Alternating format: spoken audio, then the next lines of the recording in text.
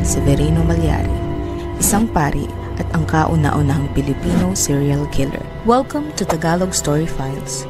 Kung ikaw ay mahilig sa kwentong krimen, katatakutan, trivias at general knowledge ay huwag kalimutang mag-follow at mag-subscribe. Taong 1810, ang bayan ng Magalang sa lalawigan ng Pampanga ay isang mapayapang lugar. Ngunit hindi inaasahan ng mga taga roon ang isang madilim na pangyayaring magaganap. Sa loob ng isang taon ay 57 na katao ang isa-isang namatay. Walang sino man ang nakakaalam kung sino ang pumatay sa mga ito.